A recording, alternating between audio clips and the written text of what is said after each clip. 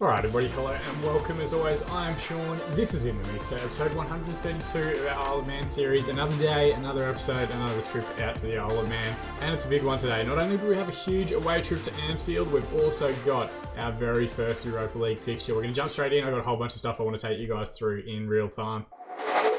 So we'll go through our results and we'll go through the table in a minute. You can see we are currently sitting in a decent spot, but we'll talk about that further in a little bit. The reason that we're jumping straight in now is that we have today the Europa League group stage draw, and I figured why not jump in a little bit early. We'll probably go and play a game off screen before we bring you the Liverpool game, but it's our first journey into Europe. I want to try and bring you guys as much of it as humanly possible, particularly this season in the league itself. And we are going to go through and watch that draw. Now, first seeds, we've got no European history, therefore no European coefficient. You can see right down here at the bottom, we're the only team on 0. Nearest to us is Norrköping from Sweden, and then Shamrock Rovers from Ireland. Even they've got a 10. So I would expect us to be the last team out of the hat, which maybe means this can go a little bit longer than perhaps we would think. Of course, Liverpool, the biggest ones in that they won the Europa League. They won the Europa Conference League last season. Athletic Bilbao, also huge. Feyenoord, Marseille, Salzburg, Bayer Leverkusen, Bruges, Dinamo from Croatia. There's a few very big teams in that top seeds. There's a few in the second seeds as well that just haven't played particularly well in Europe over the last couple of months. Like Braga is a big team. CSKA Moscow, Slavia Prague, PSV, Red Bull Leipzig, Galatasaray. Lazio, for some reason, have a very low European standing, as do Shakhtar Donetsk from Ukraine. And even the fourth group, like Sassuolo, or a Serie A side who's obviously had a good season last year. Nims from France finished top 4, so there's some big sides and some big tests. We're not going to waste too much time. We're going to go to automatic draw, and we're kind of just going to run through this one pretty much in real time. I'll try not to edit it down too much. You can see Liverpool going to Group A, Bayer Leverkusen Group B, Club Brugge Group C, Dinamo into Group D, Olympique Marseille in Group E, Bilbao in Group F, Salzburg in Group G, and of course Feyenoord in Group H. I would say we probably want to get either Group C or Group D as things currently stand. Galatasaray going to Group A with Liverpool, Espanyol in Bayer Leverkusen. I might not read every single one actually now that I'm kind of going through this. That'd be super repetitive. But that Bruges, CSKA Moscow looks okay. Dinamo and Leipzig. Leipzig probably the favourites to get out of that group. Group H as well has got Feyenoord and Braga in it. That's a little bit weak. Maybe we can get a fortunate draw. You can see a few others going through. Shakhtar have gone into Group B with Bayer Leverkusen and Espanyol. Lazio have gone into Group D. You'd expect Leipzig and Lazio to do quite well. And now we're into the Group 4s. So Sassuolo into Group A. We've dodged Liverpool, of course. We've missed Group C and Group D. Group E. Group F is where we've been drawn. So we're going to play Athletic Bilbao, Slavia Prague, Rapid Vienna, which isn't the worst draw in the world. The big challenge there is obviously going to be Athletic Bilbao. But Slavia Prague, maybe we can get at a team like that. They have got one wonder kid in their ranks. Maybe we'll try and buy them before we actually play them. Well, they've got 2. They've got 3. Jesus, there's some talented Czech players coming through the ranks, or at least picking up decent reputation bonuses. Oh shit, they've got 4. There's heaps of them. Alright, so Slavia Prague apparently have a very good youth structure, or at least very notable young players. This guy, Yuri Lucas, ball-playing defender, looks to be a solid prospect. So they've got a little bit about them. Rapid Vienna, not as strong. Probably, I'd think, the weakest group, or the weakest team in the group itself from Austria. And Bilbao similarly have a couple of wonder kids. Guillermo is one on the left wing. Ramon Lorente, who I've looked at a couple of different times now, on the left wing as well. Bilbao, of course, where we picked up Javier Aguirre a couple of seasons ago before he started becoming a bit of a club rat and staying out till 4 in the morning. But still, very, very strong lineup from them. The highest value player, £63 million for Igor Gonzalez, 24-year-old Spanish international. They're definitely going to be a challenge. They look to have a fair bit about them, and I love a pressing forward on attack. It's my favourite forward role, I think, in this year's version of the game. Elsewhere, Liverpool in with Galatasaray, Sassuolo and Zoya. You'd expect them to get out of that group as the other English side. Maybe Bayer Leverkusen, and maybe it'll be a bit of a toss-up between Espanyol and Shakhtar Donetsk. Group C, you'd expect Club Brugge to maybe get out, and maybe either CSKA Moscow or FC Basel. I wouldn't expect the Swedish side to do too much in that one. Leipzig and Lazio should get out at the expense of Dinamo and PAOK from Greece. Group E, a little bit more wide open. Hajduk, Austria Vienna and TNS, all with an opportunity to finish second to Olympique Marseille. Maybe Hajduk are the most expected, being the highest seed, but it could go either way. And then Group G, Salzburg, PSV, Spartak Moscow and Hearts. You'd expect Salzburg and PSV to get out of that group. Feyenoord, Braga, Nims and Astana, a very straightforward group there. You'd think Feyenoord and Braga should go through, really only dropping points against each other. But as we know, anything can happen in the Europa League. Anything can happen in the course of the game. There's upsets every single weekend. Who does that mean we're going to play first up? So we've got Bilbao, which is going to be huge for us. And our schedule confirms that we start with an away trip to Slavia Prague. So it's going to be Wonder Kid 11 versus Wonder Kid 11 in some respects. They've got quite a few young talents in their squad. Before we go through all of our results and where we're at, we are going to play this Leicester game off screen just in the moment. Then we'll jump forward and come back for the match against Liverpool, where we'll go through both lineups. Magic of editing, we're going to jump forward to those games now. Right, just like that, we are a couple of weeks ahead. We have played one game. I'll go through that in a second. But first, we're going to jump in and have a look at our commercial income in the league itself. We're up off the bottom of the table again. We've improved quite a bit this year. I don't know if that's because Blackburn, West Ham and Fulham have kind of just like been up and down between the championship and that's why they've dropped off, or if we are actually improving. But we now make £15.25 million in commercial income every year, which is crazy. It's a marathon, not a sprint. We're going to try and continue to grow and get bigger, and eventually, by the time the series ends, FM20 comes out, be up around this top spot. The other really interesting one is leading English producers of players in the top leagues. We're actually in the top 6 of that one. We've had 24 players that have left the club and have gone on to play at other teams in the highest possible division. Yes, that does include like a bunch of players that are at the club currently, but like Hernandez de Vargas, who's at Arsenal now, George Escobar, who's at Frosinone over in Italy, Andy Trueblood, I'm not sure where he went. Tim Kubis is in the Bundesliga. Jason Greisinger, I think, just moved to Spain. Alta Miranda, of course, at Newcastle. Lars Torp at AC Milan. Like, there's a whole bunch of different players in there that have come through our club that have then moved on and still playing top flight football, which is just crazy to see, considering how good like the academies for City, Chelsea, United, Tottenham are. Even Liverpool, we're not miles off. We're ahead of Arsenal, which is crazy given the strength of their facilities. Everton, Watford, Newcastle, other sides as well that have been really established in the top flight the entirety of this save. So we're doing quite well in terms of our transfer dealings to have not just players that we're bringing in, but players that we're moving on are still playing at a high level and at a Premier Division or top flight level, depending on what country they're in. Now, looking back at our schedule, we have had 3 games since that last episode where we lost 1-0 to that cracking goal, the phenomenal half volley from Tom in the 95th minute. We then beat Aston Villa 4-0 in a very good performance. We beat West Ham 2-0 away from home, and then Leicester last time out. They did go down to 10 men. We were already a goal up at that stage. David Lynn with his first for the club, an absolute screamer, and Jamie Warburton came off the bench and got a good goal from a corner to seal a 2-0 victory. It does put us in good form. I think we're in a good position as well. I think we're going to do our positive structure at home and against sides that we're confident we should be beating, because that positive structure is a little bit deeper, which means the vertical tiki-taka kind of starts at the top of our 18-yard box and drags teams out a little bit if they're trying to drop off and play with the low block. Potentially away from home, potentially against like top 6 sides, really good teams. I think we're going to go attacking and try and play a little bit more aggressive, a little bit further up the pitch.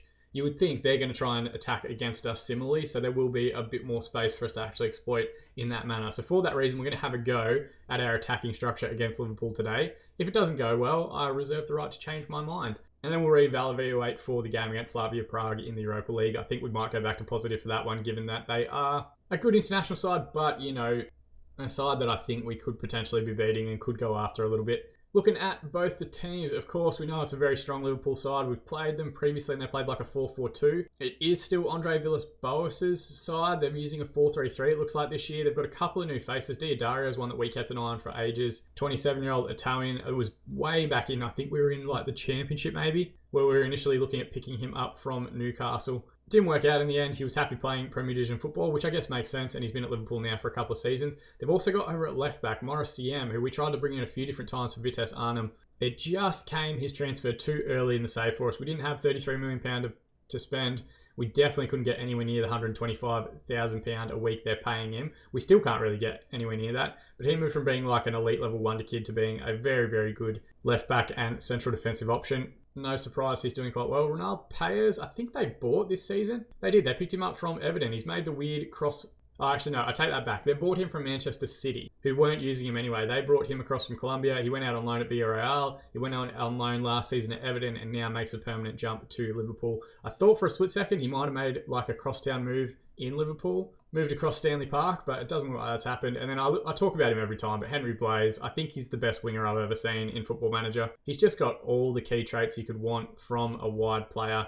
18 crossing, 19 dribbling, 20 determination, 18 off the ball, 20 agility, 19 acceleration, 18 pace. Like, that is just, he's a beast. He is a proper beast. And if I didn't have Neil Peacock, I would probably be looking at trying to bring someone like him across. Now, speaking of Neil Peacock, he's not in the squad today. I'm not going to risk him. He's back into full training. I'm thinking maybe we try and push him for a start in the Europa League, and maybe for the first time, if everything goes well and we don't get any injuries and Sports Interactive isn't listening in and about to injure half the squad, we may be able to get Wonder Kid 11 out there for the very first time this season. But otherwise for us, still a strong lineup. Mancini in goal, Mokhtar and Esteban as the defensive partnership, Carlos Andre at left wing back, Fontana at right wing back, Lyndon Henry in the middle with Osorio playing at the 10. Osorio picked up his first Colombian cap during the week, and Rivera also picked up his first goal for Mexico during the most recent international break.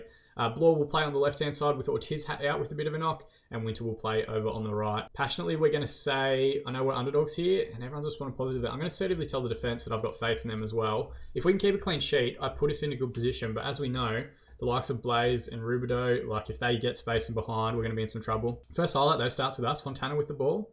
Now Lind working himself into a corner, but he does well to get it across to Henry. Needs to just keep possession. Long ball back towards Mancini. Comes out and then knocks it forward to Esteban. They've committed one in midfield.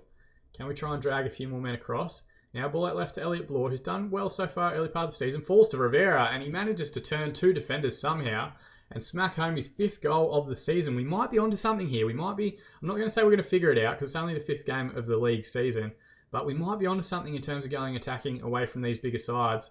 Look, just a lovely little turn there. Lets the ball run across. The defenders are still looking in the wrong direction as he slides that one home on his right peg.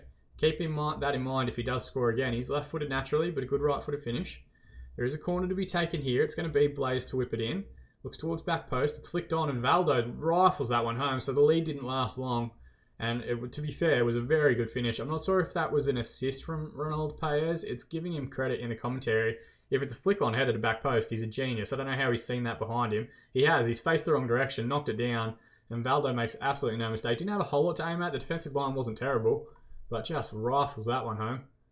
And they've got another highlight here. Blaze takes it to Rubido. Just stand him up, boys. Don't do anything silly. Backstick ball towards Gurria, and thankfully, just over the crossbar. So maybe I was getting ahead of myself there. Again, Sports Interactive. I know they're listening in. It's not a tinfoil hat that I'm wearing. It's just my hair. All right, we're through 30 minutes now, and Liverpool are starting to get advantage in terms of the highlights that we've seen. We're going to drop back to positive because we've only had the one shot, and they immediately had a highlight that we don't get to see. We're going to demand more as well. Blaze goes near post, and Salajan's put it home, who I think is their right back. First ever goal for Liverpool. Defender getting forward from a set piece. Is that because I've just made that positive adjustment? It's a good ball, to be fair, and Salajan does get goal side in between two defenders. Maybe you could say the near post defender there, who I think is actually Jimmy Winter, maybe could have done a little bit better. But we're 2-1 down. Dear Dario with the ball now on the right-hand side. We spoke about him in the build-up. Ball across now to Blaze. Don't give him any space. Pays to Kenner, the one holdout from their original squad. Now Rubido's gotten goal side. We're 3-1 down. We're getting absolutely torn apart here. It didn't really matter whether it was attacking or positive. I think that early goal maybe gave us a little bit of false hope. Can I use a demand more shout again?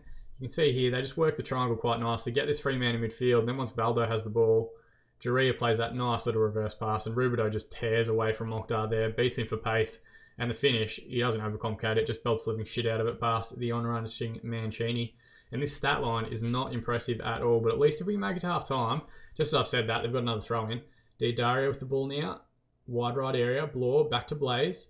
Deep ball into Pays, thankfully just over the bar. If we can make it to halftime, we know what our halftime team talk is. We know what our tactical adjustment will be. And as halftime's called, 15 shots, 8 on target, 43% possession for Liverpool. 1 shot, 1 on target, 57% possession for us. We're going to aggressively say, show me something else in the second half. And then we're also going to switch back to our attacking structure. Put the foot down a little bit. We've got nothing to lose 2-0 down. We might as well go after it. And as we always do, we'll give it 15 minutes, look at form fitness. There's a couple of 6.3s, 6.4s, 6.5s out there on the park, which is going to help us make our subs relatively easily. All right, we'll be on the hour now, and we haven't seen highlights for either side. What are we going to do for subs here? Jimmy Winter's having a poor game, but I'm going to leave him out there. Actually, Blore's not playing terribly. Yeah, let's take off Winter, just because he's playing so poorly. We'll bring on Scott Phillips on the left. It's not his ideal role, but we'll give him a chance. He hasn't scored in about 6 years, it feels like.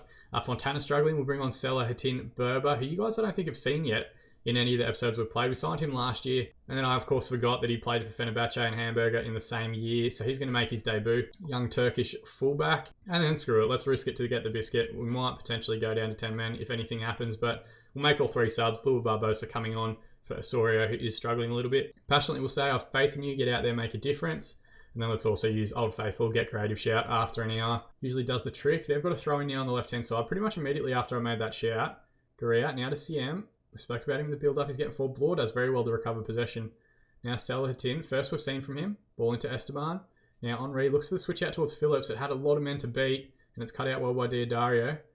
Wide right area. Just stand him up, boys. Don't do anything silly. Phillips goes through him, and I'm guessing we're going to go down to 10 men. We are going to go down to 10 men. That's why you don't make 3 subs after an hour, because the game, just for whatever reason, no challenges, not even a single yellow card for our side so far. We're not set to get stuck in or anything like that. We're not doing a super aggressive press. And of course, Scott Phillips, who has aggression of 12 and tackling ability of 3, goes out there, goes straight through a man, and we go down to 10 men to finish the match. So here's what we're going to do. We're just going to throw shit at the wall and see what may potentially stick. Blore can go and play up top. Barbosa can join in as a Messiah on attack, or an advanced forward maybe. Advanced forward on attack, he can join in from a deeper area.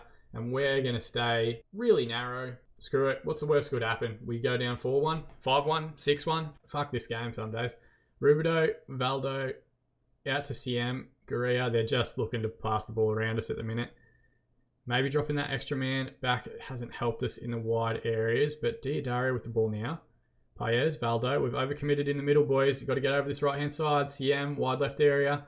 Good tackle from Esteban, and sends it up the line for Rivera. We're 2v2 here at the back if we move this quickly. He's going to go himself wide right area, and then Ken has gone through him. Rivera does very well to stay on his feet and recover. Salahatin, now Lind, back to Salahatin. Now Barbosa, Rivera on his right foot. Oh, on his left foot that time. 6th goal of the season. I said keep an eye on it. It was a right footer finish first time. I think this is a lefty. If he finds a header, we might be on for a perfect hat-trick from Pablo Rivera. Salahatin finds Lind, and that's a nice little reverse pass. Salahatin doesn't rush anything. Good ball to Barbosa. First ball to Rivera, and left-footed just smashes that one back across the keeper. Maybe a little bit unsighted by the defender there, getting in the road, but excellent run of form here for the Mexican international. And it sets up kind of a grandstand last 15 minutes or so. Maybe we'll use a get creative shout with 10 minutes remaining. Let's see if we can't push on and try and get another counter-attacking goal. And at least, I guess, from a character perspective, we have fought back a little bit since going down to 10 men, though they do have the ball here. Blaze with a throw-in on the right. Goes to Rubido. Now Paez. Mokhtar with the header away. But it's all Liverpool possession, and Blaze has gotten goal side and found the finish. Henry Blaze is very good. I don't know if I've mentioned that maybe 15 times now throughout the course of this series. He might be the best winger that I've ever seen in Football Manager. And this is an excellent goal as well. Mokhtar with the header away, and then the pressure is just too good. They've left 2v2 at the back. They seem very comfortable in that arrangement. And Blaze, once he gets back on his left foot, cutting inside, he's going to find the finish.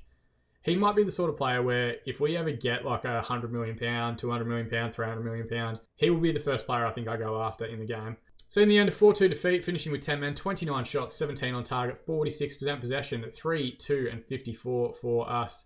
I'm going to aggressively say I'm far pleased with that result. That's 2 times now in the opening few games of the season we've played really what you'd consider like a top 6 side, albeit both away from home, and both times we've kind of crumpled a bit under the pressure. It does see us stay in 7th spot though. We're not miles away from anything just yet. United, of course, leading the way, 5 straight wins to start their season. Chelsea and Liverpool both undefeated as well, but a draw apiece in those ones. Chelsea and Liverpool, it should be noted, the 2 teams that have beaten us so far this year. We have pretty routinely beaten the sides in the lower half of the division, which is handy for us so far. Youthful FC Isle of Man come unstuck. Henry Blaze gets the Man of the Match award. Salahatin makes his debut, good for him.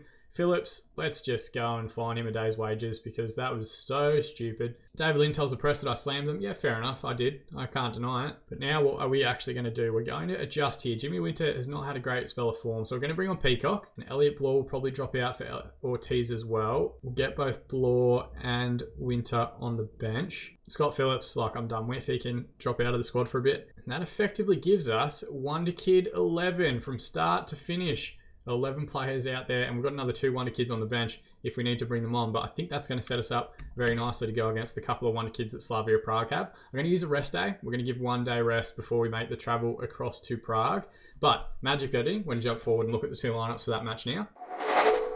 Alright, and just like that, we are a couple of days further ahead, and for the first time, Wonder Kid 11 is out there on the park. And not just that, it's our very first European fixture ever, a Europa League group stage tie against Slavia Prague. 2 changes, the 2 wings, Ortiz and Peacock come back in, hopefully fully fit and ready to go. They both had knocks and injuries over the last couple of weeks. For Peacock, this is his first start of the season.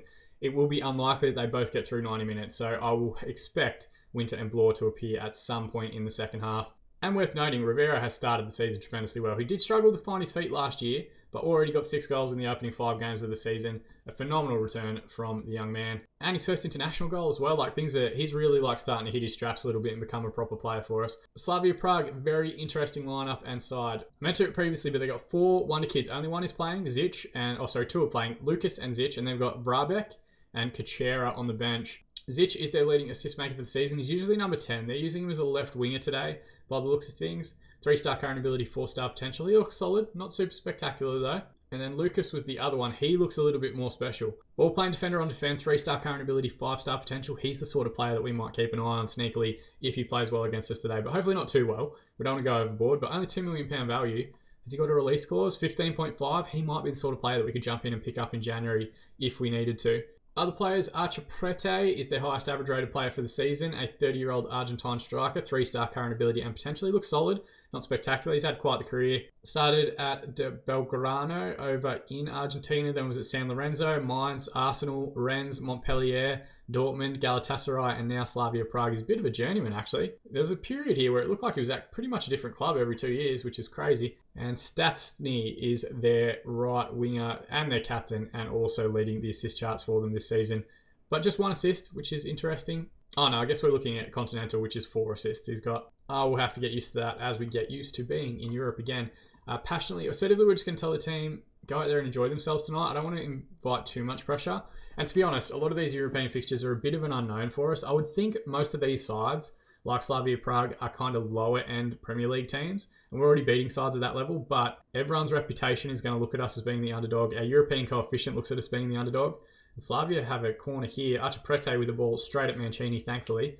We are wearing our very sharp, designed by Requester kit, black 3rd kit at the moment, which is phenomenal looking. Ortiz with the ball now.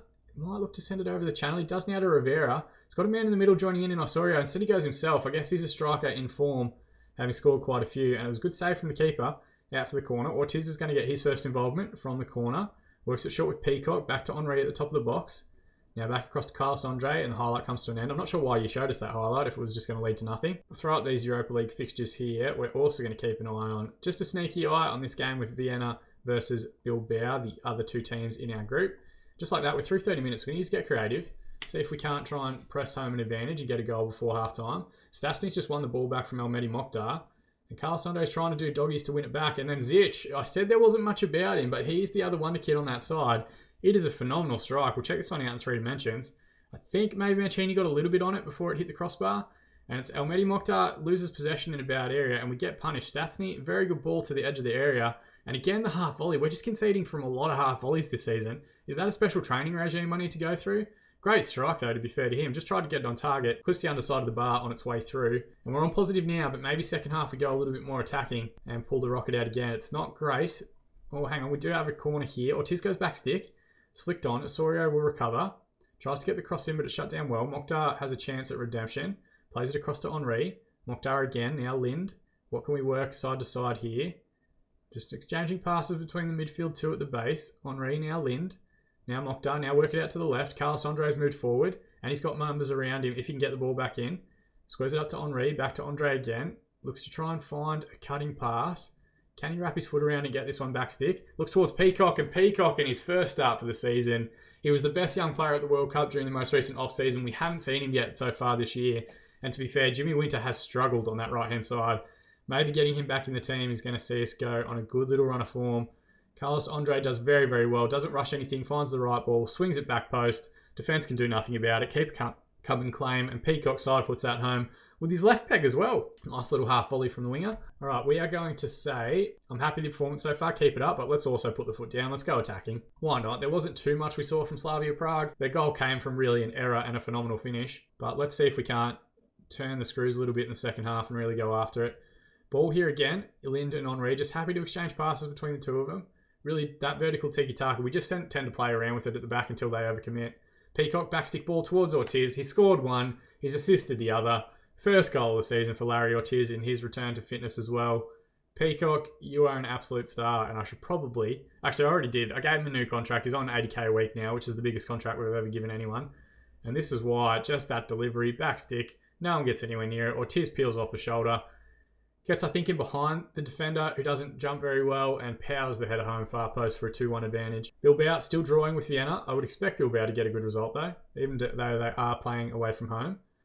Ball into midfield here in Prague's possession. Francisco Jose loses out to Peacock, who's just everywhere at the moment. Just absolutely smashing it. Gets the ball back, stick to Ortiz again, and that time the volley just beyond at the far post. I think it might even clip the post on its way out. Long ball forward, Zich flicks it on. Lin's going to recover in midfield for us. Esteban to Henri. Just work the triangle, boys. Instead, we send it out left to Ortiz. His chance to become Priorita. Crossfield switch towards Peacock. Backstick ball to him again, and that Ortiz-Peacock connection is giving Prague all sorts of issues. But having said that, I don't want to risk them not being fit for later games in the season. So given that they are both making their returns from injury, I might take them both off, which is probably a bold strategy. Bloor will come on for Ortiz. Peacock's been fantastic, but he'll come off for Jimmy Winter just until he gets his conditioning and sharpness back up to where it needs to be. We'll give these guys a bit of praise as well. Let's see if we can't get fresh legs in wide areas and continue to press our advantage. Going to use our get creative shout as well. Ball forward, Mokhtar recovers. Carlos Andre with the ball now. Back to Mokhtar. Now back to Mancini. What can he work from a deep area? We just got to wait for that striker to commit. It comes and closed now. Esteban into Mokhtar. Back to Mancini. Now 2 men have committed to the keeper. Now we can go, boys. Esteban, long ball forward, finds Winter in a 1v1. Immediately cuts inside. Could have maybe sent Rivera a little bit earlier. Just delayed it a little bit. The striker did quite well, but a good save from Novotny, I think the keeper, in goal for Prague. Bloor with the corner. Goes direct in towards Rivera. It's going to fall to Jimmy Winter at the edge of the area. Back now to Lind. Now wide right to Bloor, who stays on side. Can he get the ball in? Deep one towards Osorio, who has no interest in going after the header, and it's cleared by Slavia Prague. All right, into the last 10 minutes. Let's make that last sub. It looks as though there's a few players performing all right. Who's struggling the most with fitness? Henri deserves a bit of a spell. We'll let Gary Lester jump on and make a bit of a cameo appearance in the last 10 minutes. Also worth noting, Arnaud Henri got his first French cap in the most recent international break as well. Fantastic for him. Hopefully we'll see him in the French lineup for the next 10 years or so. 4 minutes to be added on at the end of this one. I think we're through the majority of the highlights. It's been a very good second half performance from the boys from the Isle of Man. And the referee calls full time. 5 shots, 3 on target, 36% possession for Slavia Prague. It took an absolute screamer goal to get beyond us. 11 shots, 6 on target, 64% possession for Isle of Man. Peacock and Ortiz doing the damage in the 45th and 50th minutes respectively. Assertively, or no, passionately, let's say. Very nice victory, boys. Well done. Just to boost our morale as much as possible. And it's our first European match and our first European win. Phenomenal, phenomenal stuff from the boys. Zich actually gets the Man of the Match award, an 8.3 match rating. Maybe he's someone we should be keeping an eye on, seeing if he can come in and play at the number 10 role, particularly with Osorio not settling particularly well. And it does interestingly put us top of the group. Bilbao and Vienna only managing a 0-0 draw in their match. And we're in the top 7 of the Premier Division. All in all, early days in the season, things are going relatively well. Nothing to complain about too much. Now comes the tricky part. Looking forward to our schedule. I think we're going to play a couple of games off screen, probably jump forward into October, and then we might come back and do the game away to Man City, just to see if we're showing any progression against teams higher than us in the division, against the best teams in the league. And then we might play the home game against Athletic Bilbao, because I think that's going to be a big one for the division itself, or for our group in the Europa League. It will mean we play Vienna offline. It will mean we have our Carabao Cup game where I will rotate quite a bit. And we've got league games against Bournemouth, Brighton and Watford during that period. So it should be around 10 games played in the season. It might give us a bit more of an indication of how we're actually travelling, what our form's like and where our tactics currently sit. And it gives you guys the best of both worlds. You'll see a giant team from the Premier League and you'll see probably our biggest opposition in our group in the Europa League as well. A lot of stuff we've gone through in this episode. You guys can't really tell, but I've been recording for over an hour just playing the game because we've had that Europa League draw, we've had the game against Leicester, we've had 2 matches that we've brought you as well. And really, the football's just beginning. The season is very much in its formative stages. A bunch more games to come, a bunch more great episodes this week. You'll have to make sure you check them out to see how we get on. But more than anything, like I always say, I just appreciate you guys watching. That's the part that means the most to me. As always, I've been Sean. I'll see you all again in the mixer.